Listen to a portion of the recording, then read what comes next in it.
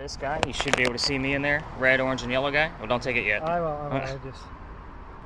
Nice. So you're kind of seeing me in there. My beard is blue. So I normally make the joke that I'm the hottest thing inside the frame. So yeah, I got the joke from, yeah, get the point. But with this, we're looking for the cold spots. We're going to keep it nice and simple. Be the Blue and black. Blue and black. So it's black cold, white hot. That's how this is set up. Okay. So there's also a blue dot bouncing around the screen.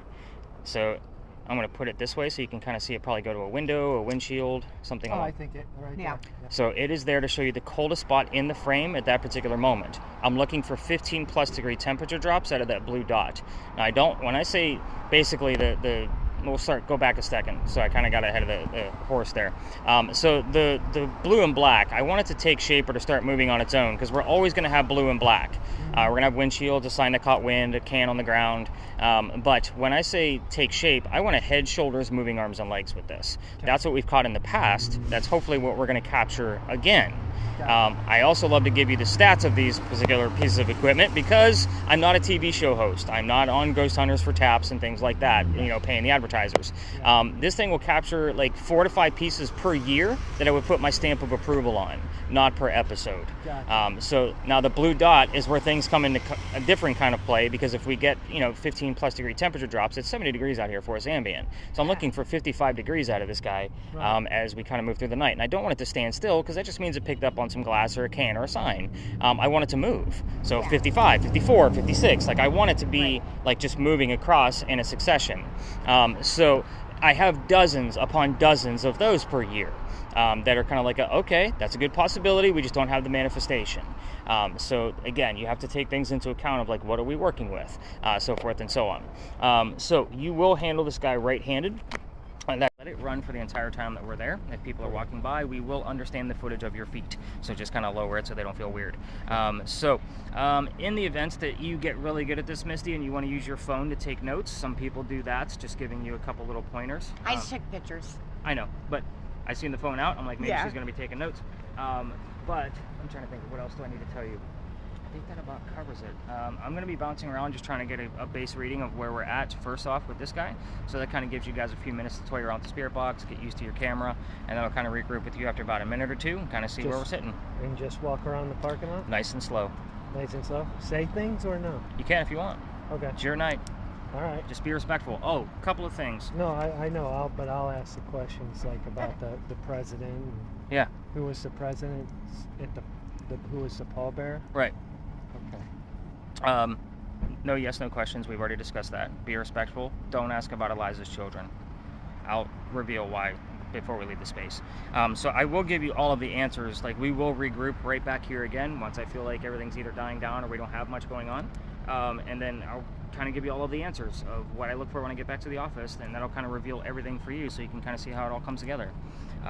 So I haven't gotten anything out of this guy yet, so I'm going to take a few laps and kind of see what I got going on. We're going to walk around too.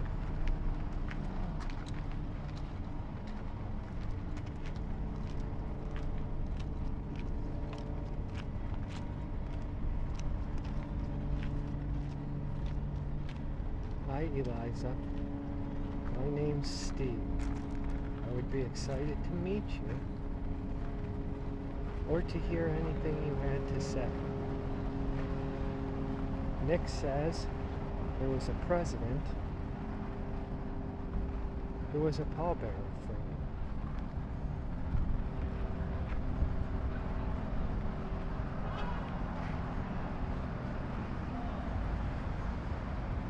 And you're here right now.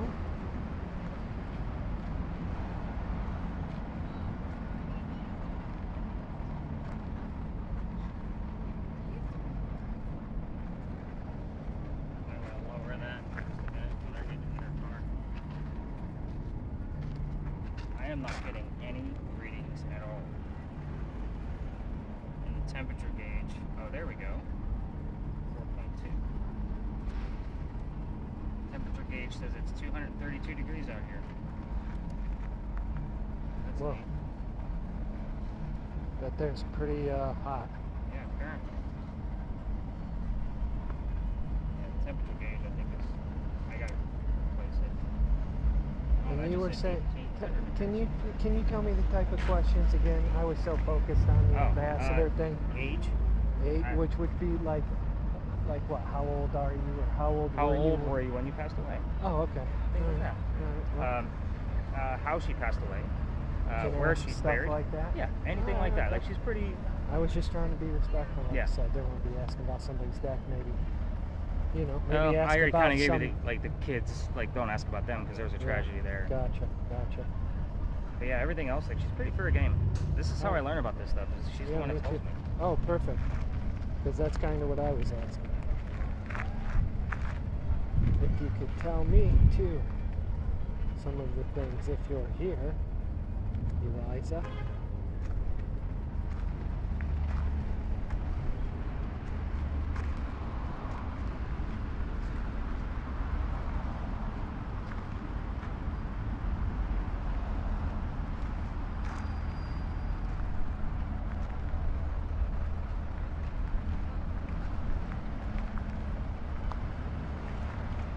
Switch out the elevator. That one's actually really weird.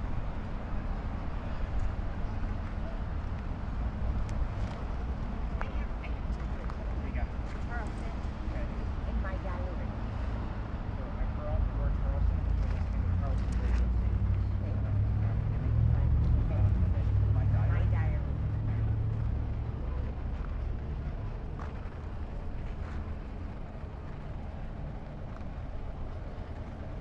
Eliza, how old were you when you died?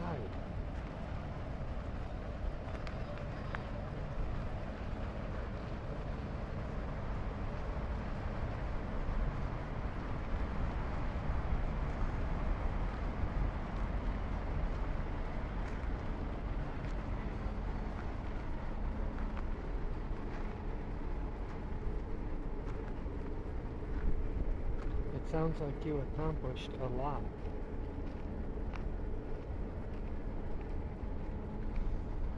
Is there anything you would like to say?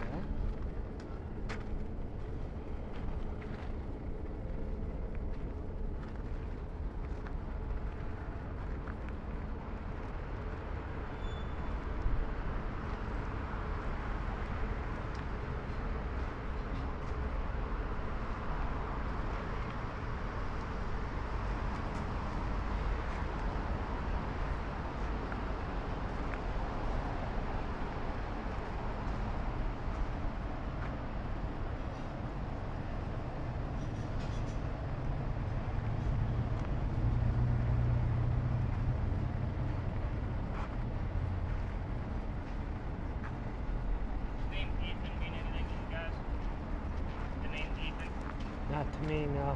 Probably not to her either. But I don't.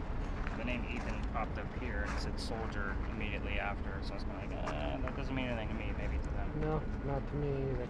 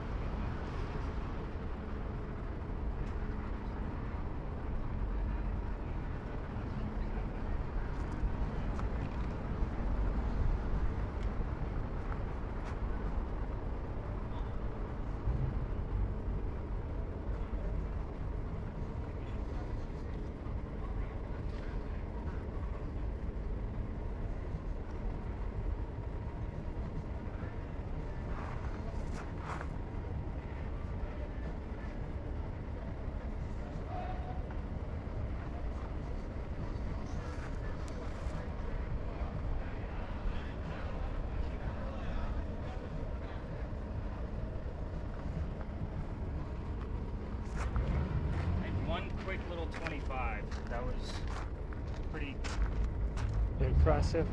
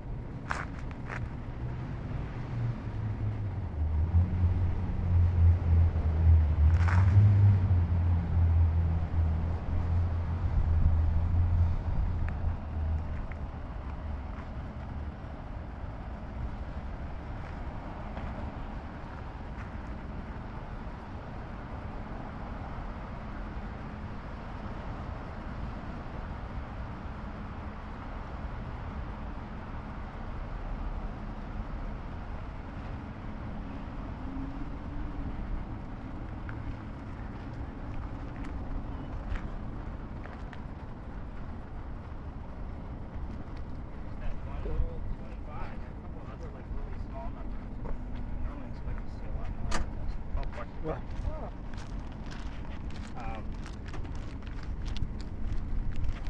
Yeah, we're gonna hit the stop button. Kind of relax for a bit.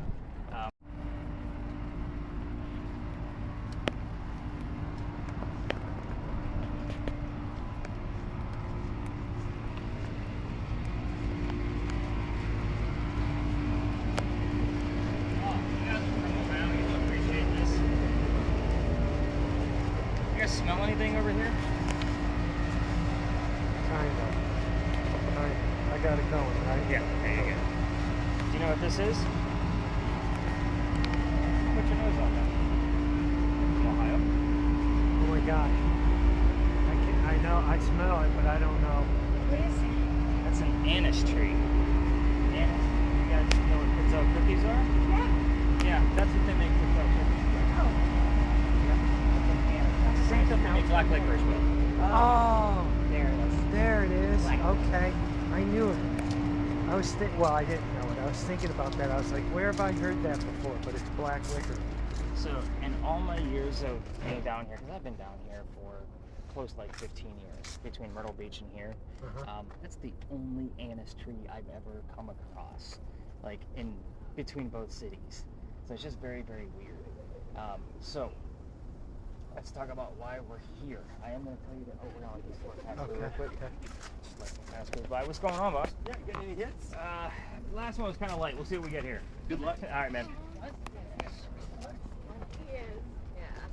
Some of the other tourists that recognize me now. Yeah. I was in the Halloween special for the Post and Courier last year. Glad we're not in a big group. Well, even if we were, we wouldn't be that size.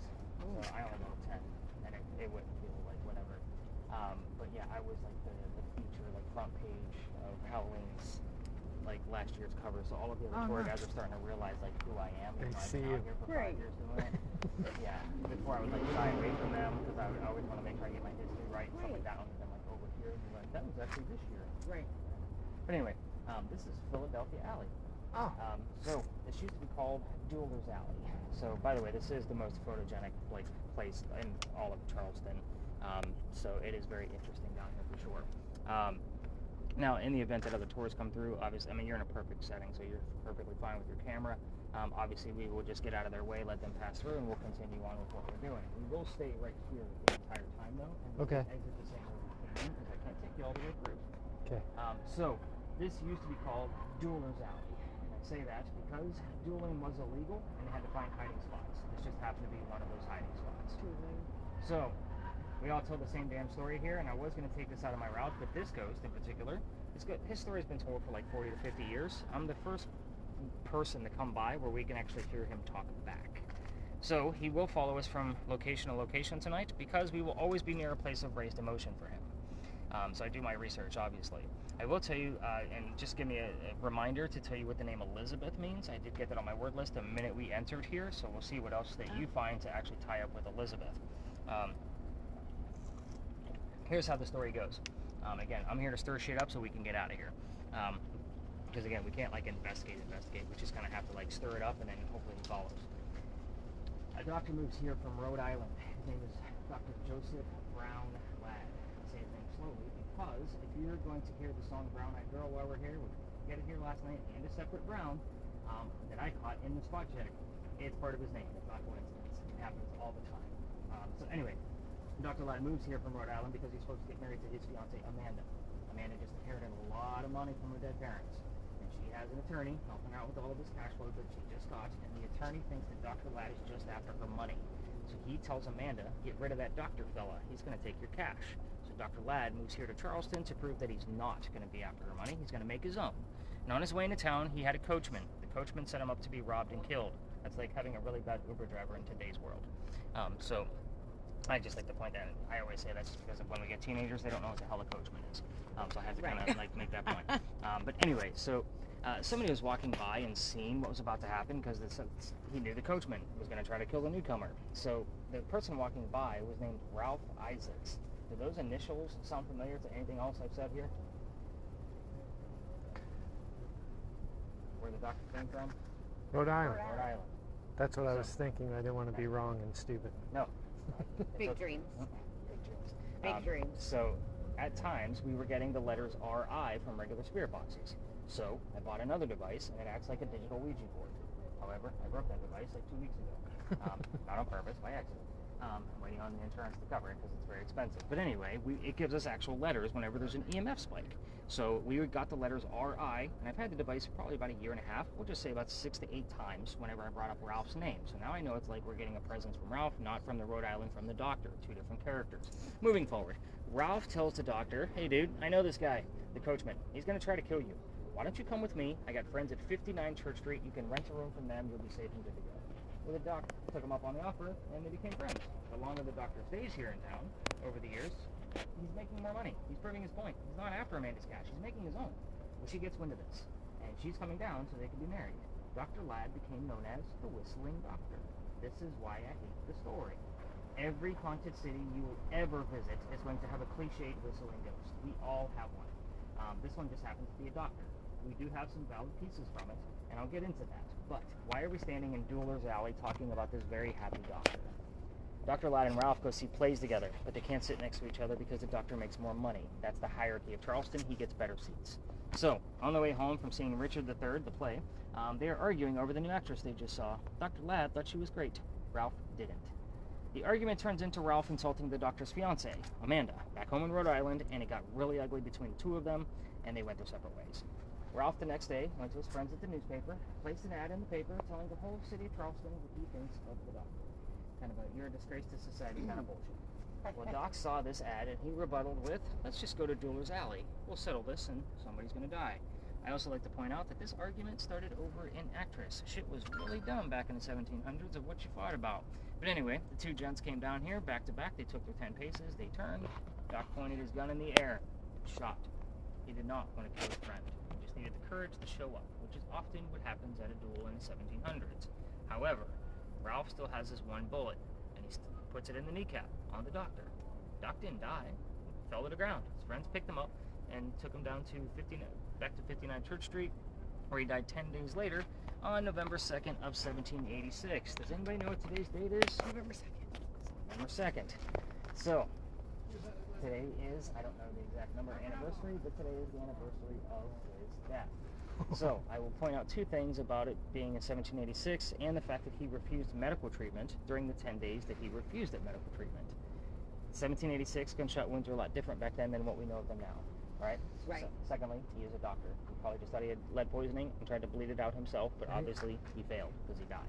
So, we are going to let this Couple go group, through. I'm not even sure they're a couple. Might be- I think it's just a couple. Okay. But at any rate, so every ghost tour tells their guests to listen for the whistles while they're here. We do have a camera running plus my voice recorder. If we do get a disembodied whistle, it'll more than likely come from one of those 2 different devices. However, on your device, when I'm doing the spot checks, I can't tell you how many times I've actually gotten the whistling part of a song and then the word doctor immediately after. It happens all the time.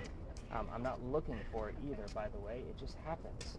When I'm spot checking all of those media, it's actually just minute 1, minute 5, minute 10, 15, 20. How you doing? Hi. How you doing? We're good. So, yeah, look. Right. Happen to pop up, and that's when I actually just happen to kind of go through and see where we were in the timeline and see what's going on. So, yeah, he's pretty lit. Pretty lit. Yeah.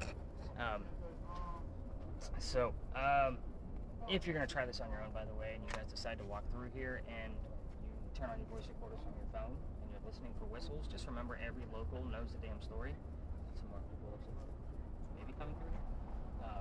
But anybody walking up and down Cumberland Street or Queen Street, we all throw a whistle down here. Even when I drive by this place, I have to throw a whistle. It's just habit. It's just something we do here. I do have some validated whistles from other recordings. So there's nobody around, nice quiet night like this, nobody nearby, and we actually have some whistles in the background.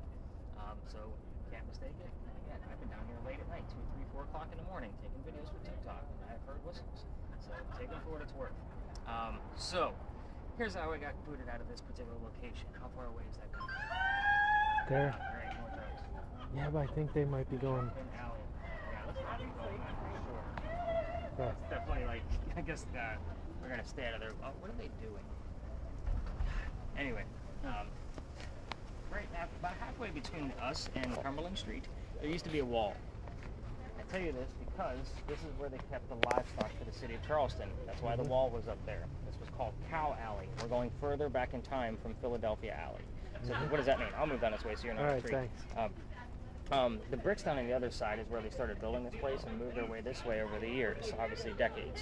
So cows, goats, and chickens were down here, and the bricks down on the other side are older, and they are sun-dried bricks from slave children. There's a full handprint from a slave child down there in one of those bricks, and some fingerprint swipes and others. I used to take my groups all the way through for a history lesson. There's nothing paranormal about that brick. That kid is not staring at that brick in the afterlife. You already know how I feel about cemeteries. And they're just taking their time. So have you heard anything yet, by the way? Just big dreams. Big dreams. Still. Go to the gym? Yeah, it's the athletic shorts. The Taylor. Shorts she wears to the gym. Third word down. Tree. That would have been a little bit after when we got in here. Interesting. Anyway, I always kind of like pause on that story for sure because this is the story where I got thrown out. So if the owner of the mansion down at the end is hearing me tell the story, he's probably not going to be happy. But anyway, took my group down there November 26th of 2020, and I told them we're just going to pass by it and move on. Like, I'm just going to point it out on the ground and we're not going to stop. Well, they decided to stop anyway. I had 10 people that night, and they're huddled around one brick. I'm trying to shoo them along as they're waiting for something to happen, and I know nothing's going to happen. And I'm also trying to be respectful because we're right outside the dining room window of the beautiful mansion. The owner of that mansion came out. My daughter was on the tour that night, and this guy starts yelling at me. My daughter thought it was hysterical because her dad's getting yelled at. She was all about it. Right. So we just moved on. The next day was Thanksgiving. I don't tour on Thanksgiving. I used to work in upper management for Walmart before I started doing this. You guys fight over towels on Thanksgiving. You scarred me for life. I don't do holidays ever. Actually, this is the first year I took Halloween off. Like, I'm like, you know what? Everybody gets to take Christmas off. Why can't I take Halloween off? Anyway, back to the next day. It was the 28th of November, and I called my partner that brought me into this, the whole tourism piece, and I told him what happened, and he's laughing already because he already got the complaint.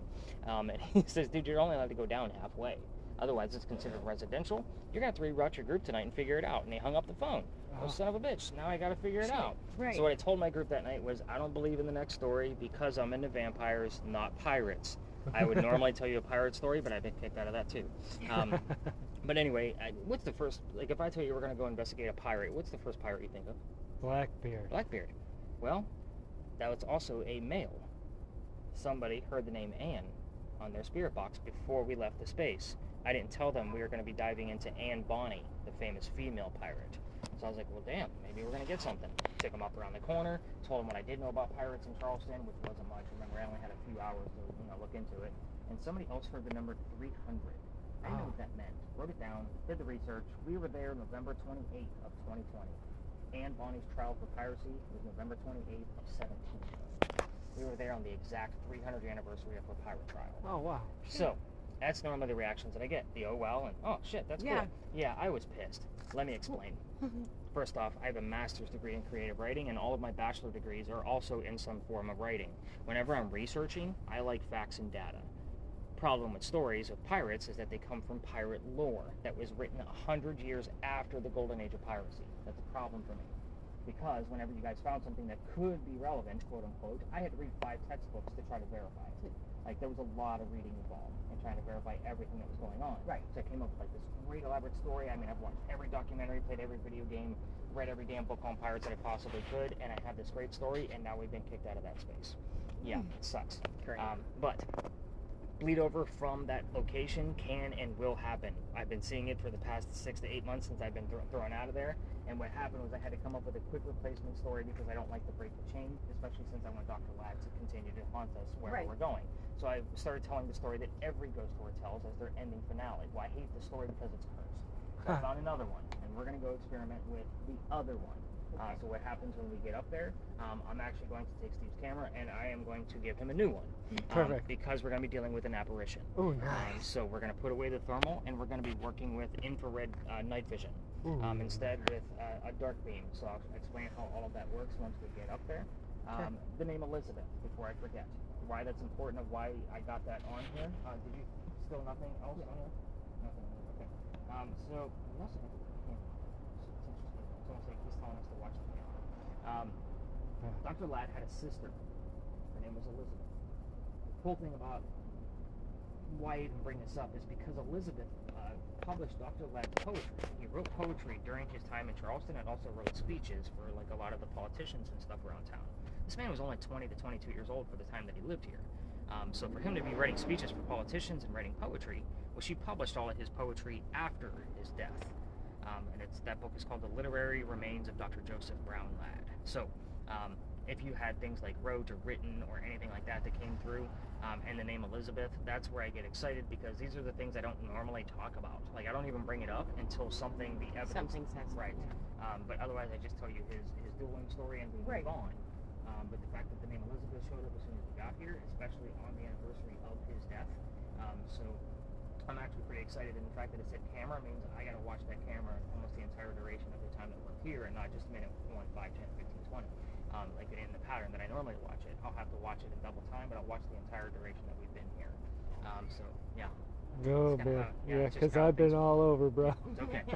I have. But I watch it, like even with the 1 minutes that I do watch in real time, that gives me more coverage of your, so it allows me to watch minute 1 and 2, minute 5 and 6, 10 and 11, seeing the point, so I get 2 minutes of the footage, even though I'm watching 1 minute real time, because I do watch it in fast forward. It's much easier to find an anomaly on any of these cameras if I'm watching them in double time. So I've been doing this long enough where I'm like, I want to get more coverage, so I just train the eye to be able to watch these videos. So if something does come by, it's much easier to catch, and then I go back and watch it in quarter time, so that way I can do a frame-by-frame shot, like play-by-play for you guys, and you get all of the screenshots along with it. So again, if I do find something, you're going to have a lot of screenshots. Like, hey, check out this, this is this, this is this, and you'll have all the markers and where I found everything. So there's a lot that goes into this. Yes. Any other major questions on dueling? No. All right, hit that stop button on there so that way I don't have to. There you go. Perfect. So just hang on to it.